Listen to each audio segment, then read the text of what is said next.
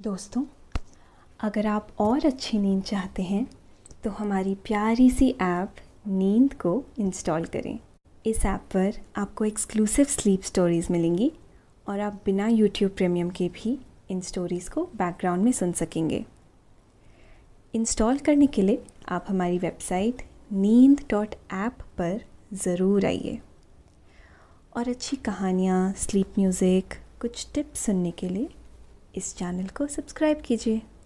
नमस्कार दोस्तों, मैं हूं लोकेश और आज आपको नींद के सुहाने सफर पर ले जाने के लिए मैं लेकर आया हूं इतिहास के पन्नों से एक ऐसी कहानी जो आपको बताएगी कि उस परम पिता परमात्मा द्वारा बनाई गई इस सृष्टि की हर वस्तु बहुत ही अनमोल है।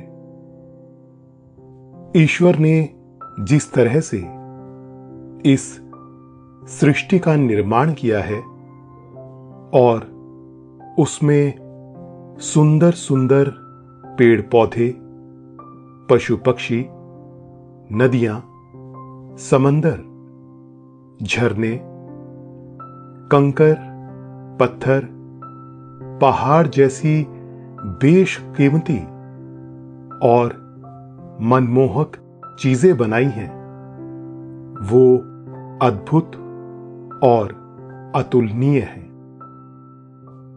उस परमपिता परमात्मा की प्रकृति में सबसे अच्छी व सुंदर कृति है मनुष्य, क्योंकि इस सृष्टि में ईश्वर ने केवल मनुष्य को ही यह बुद्धि दी है कि वो चीजों को सोच समझ के आगे बढ़ सकता है।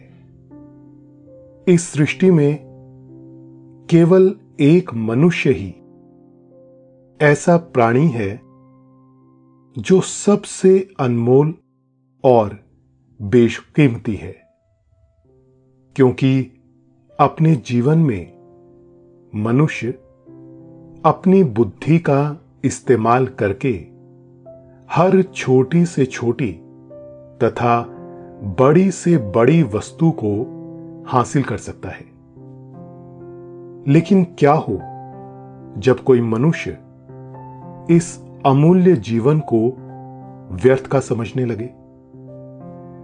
यह कहानी है महान ज्ञानी तथा पूज्य महात्मा बुद्ध जी की, जिन्हें एक बार एक ऐसा व्यक्ति मिल गया जो उनसे कह रहा था कि मेरा जीवन तो बिल्कुल ही व्यर्थ है। क्या आप मुझे मेरे जीवन की कीमत बता सकते हैं? इस पर ज्ञानी महात्मा बुद्ध जी ने उसे क्या उत्तर दिया, जानने के लिए सुनते हैं आज की कहानी। लेकिन उससे पहले आप अपने आसपास की सारी लाइट्स ऑफ करके आराम से लेट जाएं। अपनी आंखें धीरे से बंद कर लीजिए। अब थोड़ा सा अपने शरीर को आराम दीजिए, थोड़ा और आराम। अपने शरीर को बिल्कुल ढीला छोड़ दीजिए। कोई टेंशन नहीं, कोई तनाव नहीं। अपने दिमाग में चल रहे सभी विचारों को, चिंताओं को त्याग दें। एक शांति सी महसूस करें। सब नेगेटिव पॉजिटिव विचारों को धीरे धीरे निकाल दें। हाथों को सीधा करके अपनी कमर के साइड में रख लीजिए। अपनी सांस पर ध्यान लगाएं। इसको धीमे या तेज नहीं करना है।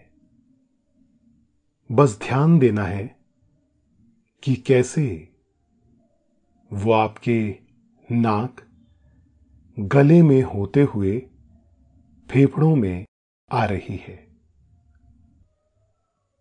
और आपके फेफड़े फूल रहे हैं, और कैसे वो आपके फेफड़ों से वापस गले और नाक के माध्यम से वापस निकल रही है, और आपके फेफड़े थोड़ा सिकुड़ रहे हैं। मन शांत, एकदम शांत होता जा रहा है।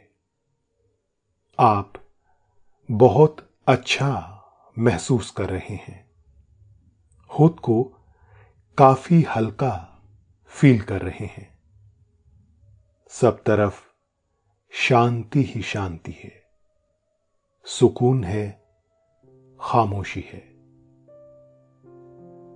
दोस्तों, ये कहानी है इस सृष्टि के महान संत, परम ज्ञानी तथा बौद्ध धर्म के संस्थापक महात्मा बुद्ध जी की, जिन्होंने अपने जीवन में सभी लोगों को परम ज्ञान और असल सत्य से परिचित करवाया था।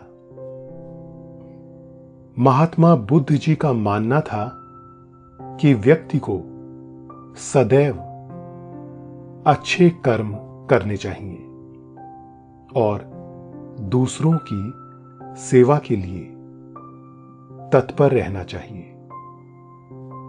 वे कहते थे कि ईश्वर जो करता है अच्छा ही करता है। इतिहास के पन्नों की ओर देखें तो पता चलता है कि इनका जन्म लुम्बिनी गांव में साल 563 ईसा पूर्व क्षत्रिय शाक्य कुल में राजा शुद्धोधन के घर में हुआ था। इनकी माताजी का नाम देवी महामाया था, जो कोलिय वंश से ताल्लुक रखती थी। माता का बचपन से ही स्वर्गवास हो जाने के चलते इनका लालन पालन महारानी की छोटी बहन यानी इनकी मौसी महाप्रजापति गौतमी जी ने किया था। बुद्ध जन्म से ही बहुत ही सुंदर काया के मालिक थे। बड़ी बड़ी आंखें, दूधिया गोरी निर्मल काया, उस पर काले काले घुंघराले बाल बुद्ध को और सुंदर बनाने में कोई कमी नहीं छोड़ते थे। शिशु की मनमोहक काया और छवि को देखकर उसका नाम सिद्धार्थ रखा गया, जिसका अर्थ था वो बालक जो महान सिद्धि प्राप्ति के लिए जन्मा हो। गौतम गोत्र में जन्म लेने के कारण इन्हें लोगों द्वारा गौतम बुद्ध भी कहा गया। कहते हैं कि जन्म समारोह के दौरान साधु दृष्टा आसित जी ने अपने पहाड़ के निवास से घोषणा की थी कि यह बालक भविष्य में या तो एक महान राजा बनेगा या फिर एक महान पवित्र पथ प्रदर्शक। कहते हैं सिद्धार्थ का मन अपने बाल्यकाल से ही बहुत ही करुण और दया का स्रोत था। बचपन में घुड़सवारी के दौरान जब घोड़े दौड़ते तो उनके मुंह से झाग निकलने लगता था, जिसे देख नन्हे सिद्धार्थ उन्हें थका जानकर वहीं रोक देते, जिसकी वजह से कई बार उनकी जीती हुई बाजी भी हार में बदल जाती। लेकिन सिद्धार्थ को हार जीत से क्या फर्क पड़ता था? उसके लिए तो केवल ईश्वर, प्रकृति और प्राणियों की सेवा ही सब कुछ थी। विद्वान बताते हैं कि लगभग 29 वर्ष की आयु में सिद्धार्थ का विवाह राजकुमारी यशोधरा जी के साथ कर दिया गया। विवाह के कुछ समय बाद इनके घर में एक पुत्र ने भी जन्म लिया, जिसका नाम राहुल रखा गया। लेकिन यही समय था जब नियति सिद्धार्थ को परम ज्ञान और सत्य से परिचित करवाना चाहती थी। उनके मन में उठ रहे ढेर सारे प्रश्नों का जवाब देने के लिए समय चक्र ने अपनी लीला चली और सिद्धार्थ अपने राजमहल, पत्नी तथा पुत्र को छोड़ संसार को सभी दुखों से मुक्ति दिलाने के मार्ग एवं दिव्य ज्ञान की खोज में सारा राजपाट व मोह त्याग कर जंगल की ओर चले गए। कई वर्षों की कठोर साधना और तपस्या के पश्चात बुद्ध को गया नामक स्थान में एक बोधि वृक्ष के नीचे परम सत्य और ज्ञान की प्राप्ति हुई और वे सिद्धार्थ गौतम से भगवान महात्मा बुद्ध बन गए। अब महात्मा बुद्ध जगह जगह पर जाते और लोगों को उस परम पिता परमात्मा द्वारा दिया गया सच्चा ज्ञान देते थे। वे लोगों को समझाते थे कि उस परम पिता परमेश्वर ने ही हम सभी को बनाया है। उसका न कोई रूप है, न कोई काया, न कोई आकृति है, न कोई छवि, न कोई जात है, न कोई धर्म। वो तो केवल ईश्वर है, परम सत्य है। हम सब उसी की संतानें हैं। इसलिए जात पात नाम की कोई त्रुटि समाज में कभी नहीं होनी चाहिए।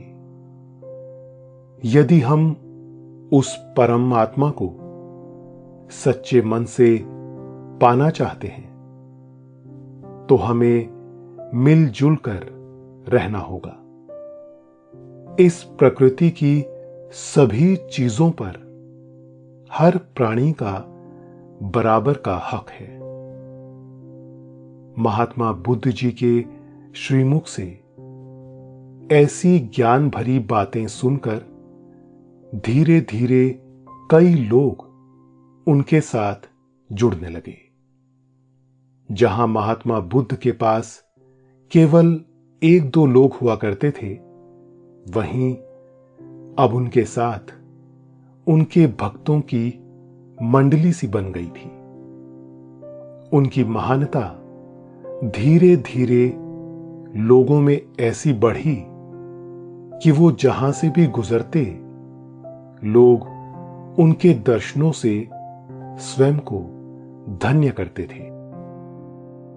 उन्होंने गांव गांव जाकर पीड़ित तथा मजबूरों का कल्याण किया, उन्हें संकटों से मुक्ति दी और उन्हें एकमात्र परमात्मा के नाम की ओर बढ़ने के लिए प्रेरित किया। महात्मा बुद्ध जी की कीर्ति, उनका यश धीरे धीरे बढ़ता ही चला जा रहा था। लोग अब उनके द्वारा हो रहे चमत्कार भी देख रहे थे। कई माएं अपने बच्चों को केवल महात्मा बुद्ध जी के दर्शन करवाने के लिए लाने लगी। कहते हैं कि महात्मा बुद्ध जी जिस मनुष्य को छू लेते थे, उसे देखते ही देखते रोग मुक्त कर देते थे, जिसकी वजह से दूर दूर से लोग उनके पास आने लगे। वे उन्हें अपने संकटों के बारे में बताते और बुद्ध ईश्वर का नाम लेकर उनका कल्याण करते थे। एक बार की बात है, एक व्यक्ति महात्मा बुद्ध जी के पास बड़ी ही उदास और दुखी हालत में आया। महात्मा बुद्ध जी ने जब उस व्यक्ति की ऐसी दशा देखी तो उनसे रहा नहीं गया और उन्होंने आदमी से आखिरकार उसकी उदासी का कारण पूछ ही लिया। कारण पूछने पर उस आदमी ने बुद्ध को बताया कि हे महात्मान, सृष्टि में सभी के जीवन का कोई न कोई मूल्य होता है, चाहे वो मनुष्य हो, पशु पक्षी हो, नदियां झरने हो, समंदर हो या फिर पर्वत। हर किसी के जीवन का कोई न कोई मूल्य है, लेकिन मेरा तो कोई मूल्य ही नहीं है। इतनी बड़ी दुनिया में मुझे ये जीवन क्यों मिला? अब तो ऐसा प्रतीत होता है कि मेरा जीवन व्यर्थ है। महात्मन, आप तो दिव्य ज्ञानी हैं। कठोर तपस्या करके आपने परम ज्ञान की प्राप्ति की है। क्या आप मुझे मेरे जीवन का महत्व बता सकते हैं? क्या आप बता सकते हैं कि मेरे इस जीवन का क्या मूल्य है?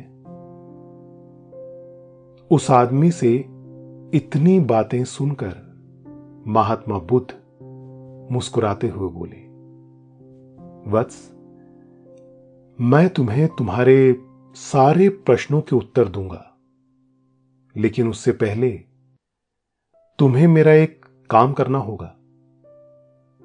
यदि तुम मुझे मेरा कार्य करके दोगे तो निश्चित ही तुम्हें तुम्हारे सारे प्रश्नों के उत्तर दे दूंगा।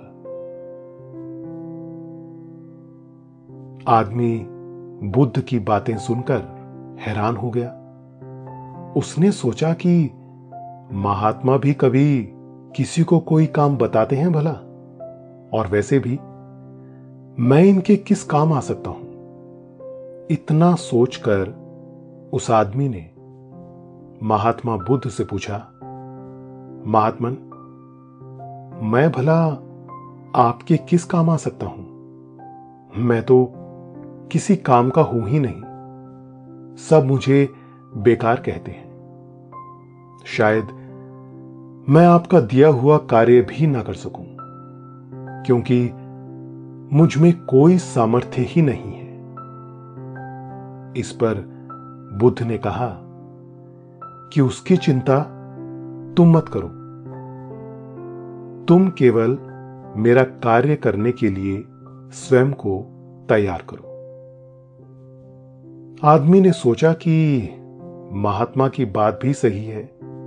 मैं भला पहले ही परिणाम की चिंता क्यों करूं?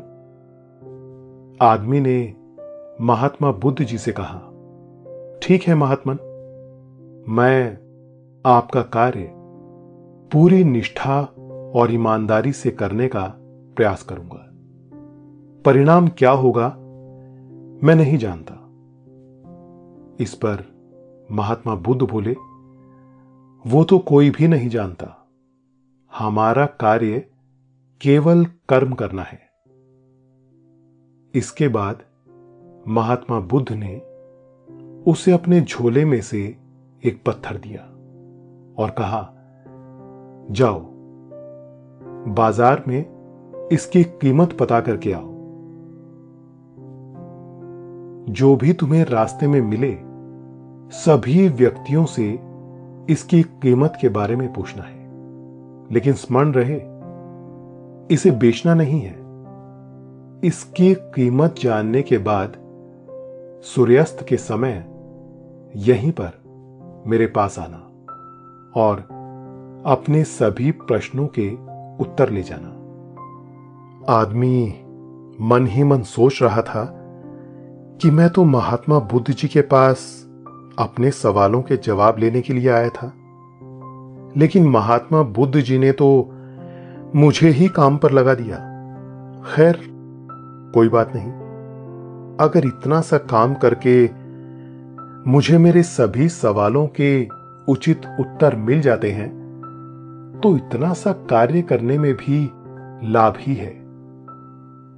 इसके बाद आदमी ने महात्मा बुद्ध का दिया हुआ वो पत्थर निकाला और उसे देखने लगा। आदमी ने सोचा, देखने में तो यह पत्थर बिल्कुल आम पत्थर जैसा ही है, हां बस रंग थोड़ा बदला हुआ है। खैर मुझे क्या, मुझे तो महात्मा जी के कहे अनुसार इस पत्थर की कीमत जाननी है और फिर महात्मा जी को बतानी है। इतना कहकर वो आदमी आगे बाजार की ओर बढ़ गया। जैसे ही वो थोड़ा आगे गया, उस आदमी को एक आम वाला मिल गया जो अपनी छोटी सी रेहड़ी में ताजे ताजे रसीले आम बेच रहा था। आदमी ने जैसे ही उस आम वाले को देखा, उसने मन ही मन में सोचा कि क्यों ना इसी से इस पत्थर का मूल्य पूछा जाए। इसके बाद वो आदमी सीधा आम वाले के पास गया और बोला, भाई क्या तुम बता सकते हो कि इस पत्थर का मोल क्या है? आम वाले ने पत्थर को ध्यान से देखा। पत्थर देखने के बाद उसे लगा कि यह कोई कीमती पत्थर मालूम होता है, लेकिन वो आदमी उस पत्थर को लेने के लिए बोला, देखो भाई, है तो ये आम पत्थर ही, लेकिन इसके बदले में मैं तुम्हें 3 आम दे सकता हूं। आदमी ने कहा, ठीक है, लेकिन मुझे इसे बेचना नहीं है। आम वाले को लगा कि इससे ये पत्थर ले लेना चाहिए, भले ही 2 आम ज्यादा देने पड़ जाएं।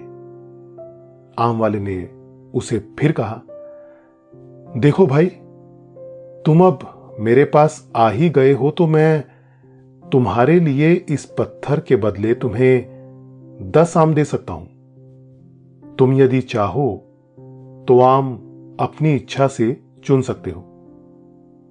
लेकिन आदमी को तो पत्थर बेचना ही नहीं था, सो उसने आम वाले को ना कहकर आगे की राह ले ली।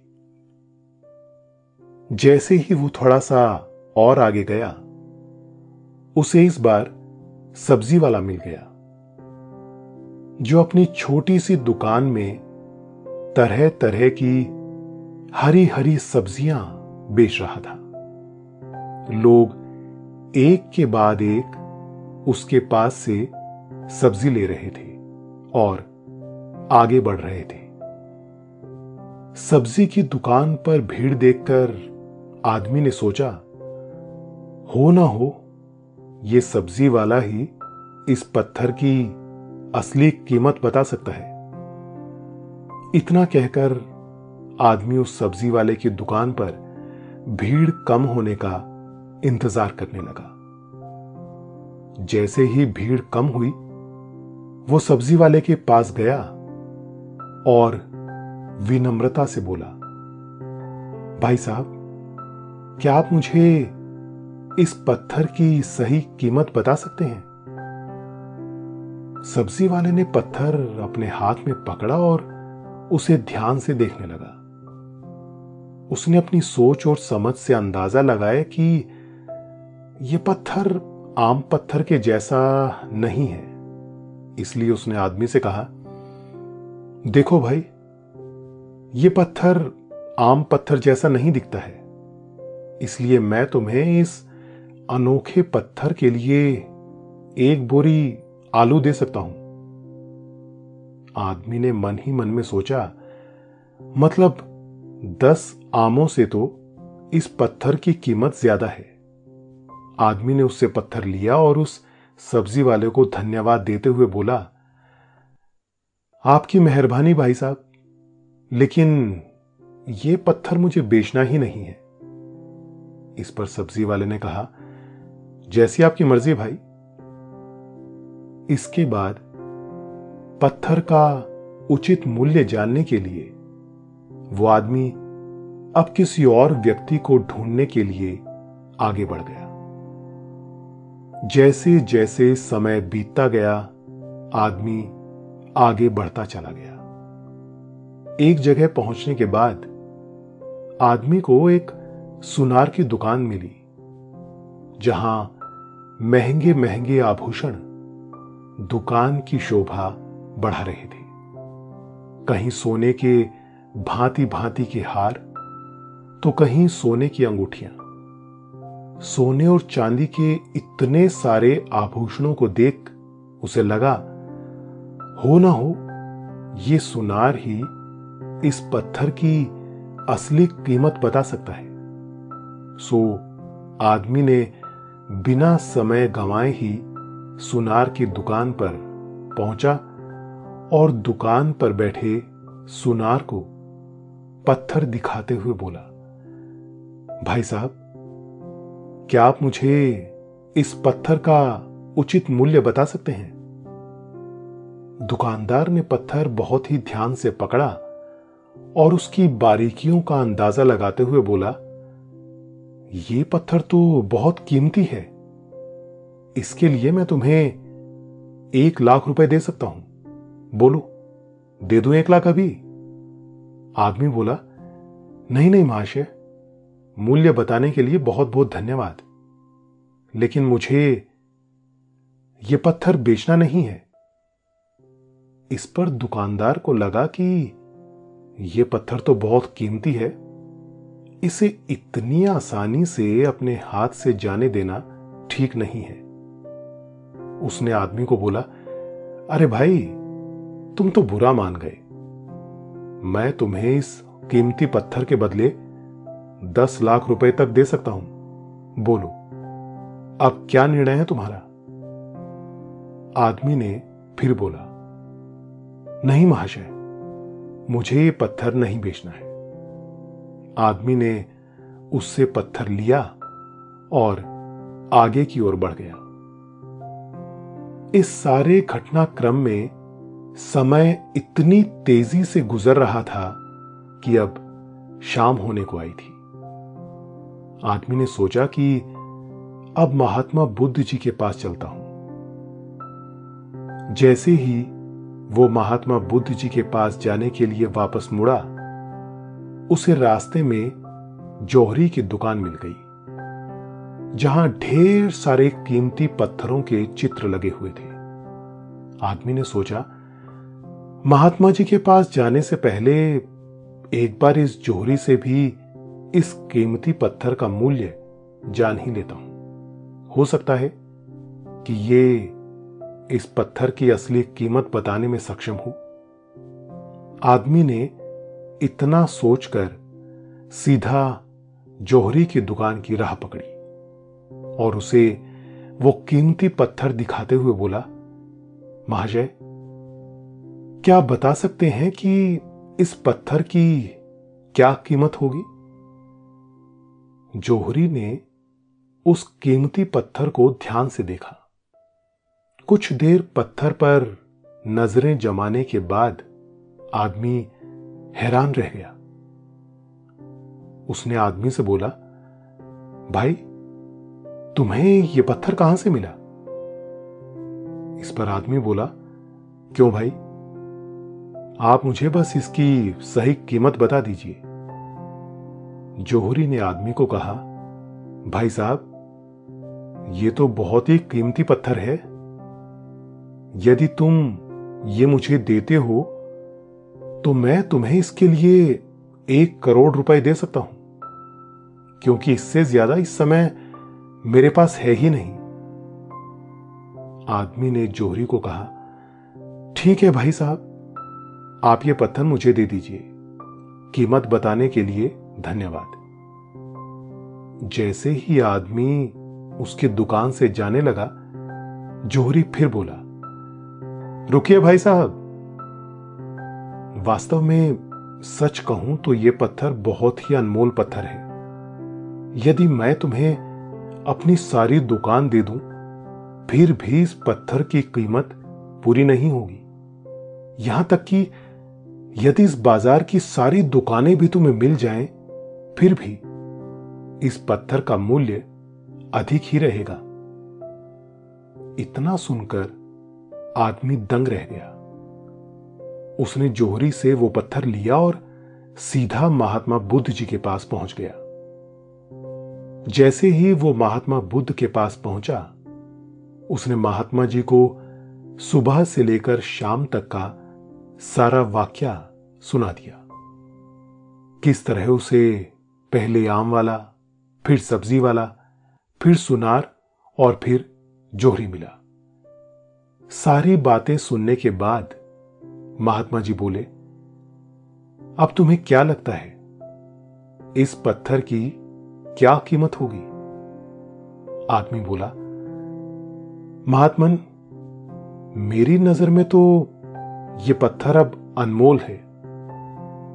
इस पर महात्मा बुद्ध बहुत ही निर्मलता से बोले, वत्स, इसी तरह हमारा जीवन भी अनमोल है, लेकिन जिसे हम जितने समझ में आते हैं वो उसी हिसाब से हमारा मूल्य निर्धारित कर लेता है। वास्तव में हमें हमारे गुणों के बारे में सबसे अधिक पता होना चाहिए, ताकि हम अपनी नजरों में अनमोल बन सके। जब हम अपनी नजरों में अनमोल होंगे, तभी दुनिया की नजरों में गुणी कहलाएंगे। बाकी वत्स, तुम धैर्य रखो। जिस दिन तुम्हारे गुणों का मूल्य समझने वाला तुम्हें मिल जाएगा, तुम भी अनमोल बन जाओगे। इसके बाद वो आदमी अपने जीवन में एक सकारात्मक ऊर्जा के साथ आगे बढ़ गया। दोस्तों, आपने ये कहानी सुनी। अब आप काफी अच्छा महसूस कर रहे हैं और आपको नींद आ रही है। नींदिया रानी धीरे धीरे आपको सुला रही है। आपकी आंखें भारी हो रही हैं। आप नींद के आगोश में समाते चले जा रहे हैं, समाते चले जा रहे हैं। शुभ रात्रि।